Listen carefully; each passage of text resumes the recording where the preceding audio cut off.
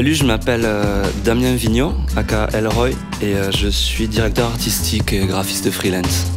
Je suis toulousain, je suis exilé à Berlin depuis près de 3 ans et je bosse essentiellement avec des clients européens et États-Unis-Canada. Donc j'ai fait un parcours universitaire un peu long. J'ai commencé par une prépa art appliqué Normal Sup à Toulouse.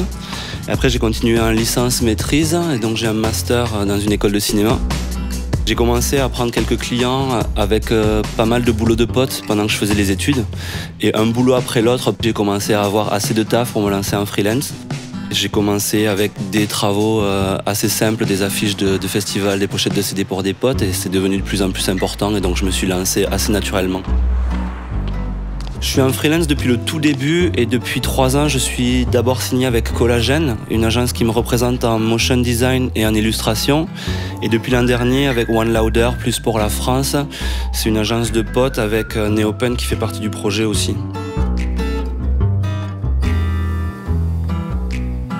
En fait, comme je bosse dans des secteurs assez différents, en musique, en graphisme, en vidéo, j'essaie d'avoir des inspirations et des influences qui viennent de champs qui n'ont rien à voir avec ce que je fais.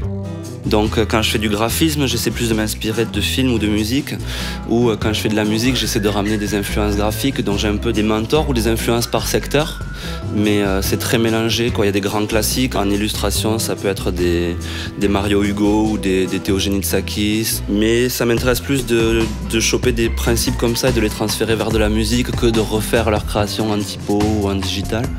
Donc j'essaie en fait de croiser les domaines en permanence. Quand je fais du graphisme, j'essaie justement de ne pas avoir d'outils de prédilection pour me pousser à expérimenter de nouvelles pratiques. Après, je sais que je reste assez analogique dans l'approche, et ce que j'aime avec Photoshop, c'est que ça me permet de créer mes propres outils comme mes pinceaux, mes brushes, et je vais passer des après-midi à faire que des traits de bombe de peinture ou des traits d'encre pour pouvoir scanner les textures et me faire une bibliothèque d'outils en fait. Donc je me refais mes propres palettes pour après avoir mes textures et mon geste sur mes projets. En fait, je suis impliqué dans pas mal de pratiques. J'ai la musique d'un côté, pour laquelle je fais aussi de la réalisation de clips. Ça rejoint mon boulot vidéo, avec ce projet techno Oblast et le projet Escapist qui est plus house. D'un autre côté, je bosse dans les milieux de la mode avec la DA d'un magazine de mode allemand qui s'appelle Blonde. Tout ce qui vient de mon boulot principal, qui est vraiment la DA en print et en motion, où je fais quand même pas mal d'After Effects, d'intégration, de cinéma 4D, de Photoshop, et toujours ces travaux de texture après qui basculent vers l'animation, beaucoup de travail de typo. Une journée type pour moi, c'est beaucoup de contacts et de mailing le matin, faire beaucoup de production sur les shoots, essayer de rassembler tout ce qui est communication en fait. Parce que dès qu'on est sur des projets qui impliquent d'autres personnes comme la vidéo ou la photo, il y a beaucoup d'allers-retours avec les agences, avec les studios, avec les productions. Après, l'après-midi, je fais beaucoup de recherches, mais je me réserve mon temps pour bosser plutôt le soir et la nuit. J'ai la chance aussi de voyager beaucoup avec la photo et la musique notamment, ce qui me permet de travailler avec pas mal de talents étrangers et de rencontrer des gens et de me nourrir de ces rencontres et de faire évoluer mon travail dans ce sens.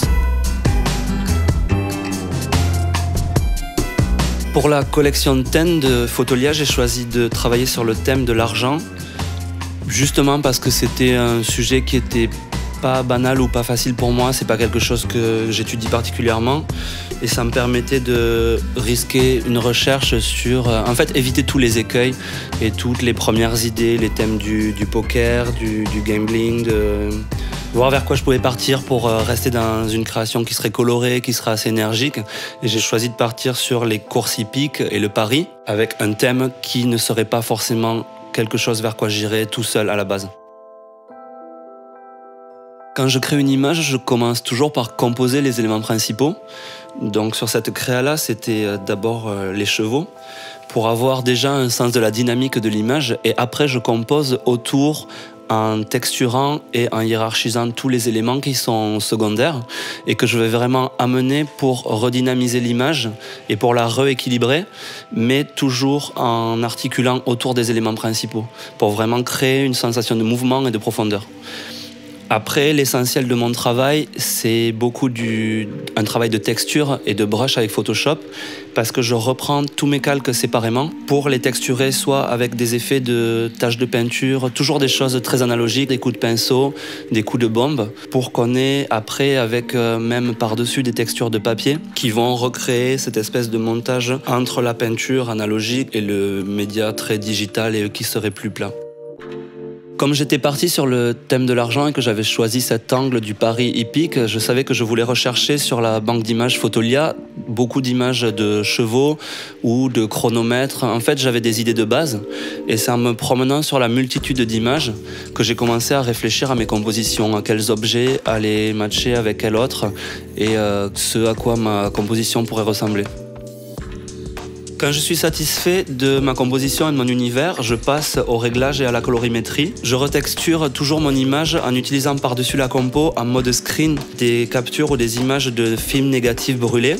J'utilise aussi une texture de papier par-dessus l'ensemble de la composition qui me permet de donner un rendu un peu plus analogique. Et aussi, en l'occurrence dans cette image-là, des images de constellations ou des images un peu plus stellaires qui vont donner ces impressions lumineuses et ces halos qui viennent rehausser un peu les couleurs sur les jambes du personnage ou autour des chevaux et pareil jouer de ce dynamisme-là.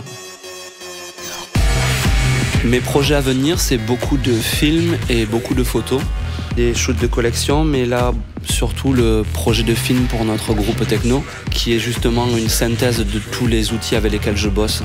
Donc beaucoup d'intégration 3D, je fais beaucoup mes réglages sur Photoshop que j'intègre après avec After Effects et il y aura du tournage en extérieur et du tournage en studio avec du compositing. Pour moi, c'est un métier qui est vraiment une passion. Et si je devais donner un conseil, c'est vraiment de continuer à expérimenter et à se risquer, de ne pas rester dans le confort des choses qu'on sait faire ou qu'on a appris à faire. Et je pense que dans tous les domaines créatifs, tant qu'on continue à se pousser, à créer, à produire et à exposer, à se confronter au regard des autres, c'est comme ça qu'on développe son portfolio et qu'on rencontrera le plus de clients. Je remercie Fotolia et l'équipe du projet TEN pour m'avoir donné l'opportunité de m'exprimer sur ces sujets.